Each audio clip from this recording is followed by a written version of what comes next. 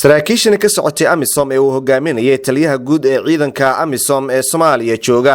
General Ndigeye Diamonde ayaa markii uu ka soo degay garoonka diyaaradaha magaalada Kismaayo waxa uu kulan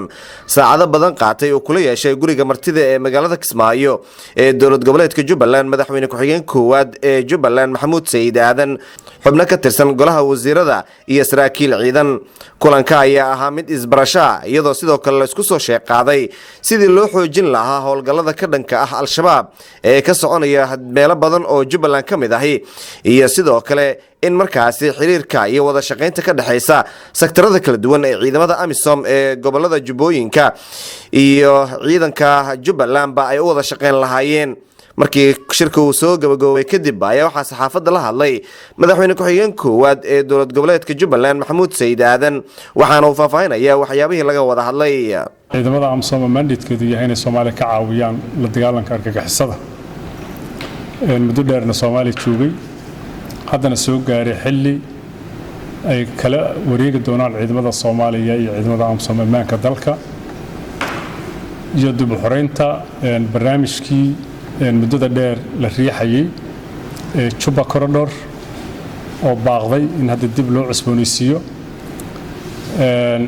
taliyaha iyo taliye ku-xigeenkii saraakiisha la socotay waxay ku ammaaneen dowlad goboleedka Jubbaland iyo ciidamada Jubbaland adkaysiga iyo si hadda iyo jeer heegan ugu yihiin difaaca iyo amniga horumarinta Jubbaland iyo talaabooyinkii guulihii ay maalin wiigaga la soo dhaafay ka gaareen cadowga sidii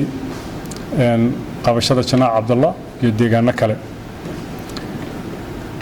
kadib waxaanu istusnay in loo baahan yahay in siyaasadana ay dhinac noqoto maadaama dalka doorasho galiya ammaankana uu dhinac noqdo aan lagu mashquulin siyaasadda ciidamada AMISOM mandatekooda ay ku sugnaadaan wuxuu taliyaha markan ugu bishaariyay in asaga uu hadda doonayo in uu gacan naga siiyo qabashada iyo xoreynta gobolka Jubbada Dhexe iyo buundooyinka saddexda maadaama annaga aanu hormuudnahay u diyaarsannahay waxa kale hoos laga xariiqay shirka joogtada ah ee bishiiba mar la qabta oo golaha amniga dowlad goboleedka Jubbaland iyo ciidamada AMISOM saddexda qaybood oo kala ah sector 6 sector 3 iyo sector 2 iyo saaxiibada kale ka soo qayb galaan in la xoojiyo shirkaas oo nuxur ahaan ka soo baxday guulo fara badan oo soo jiitay in iskaashi ciidan la sameeyo saldhig u noqday inta badan ciidamada AMISOM ee ku sugan Jubbaland ayaa kala degan daafaha magaalada Kismaayo inkastoo aanay qayb ka ahayn howlgallada dibadda ah ee ka soconaya Jubbada Hoose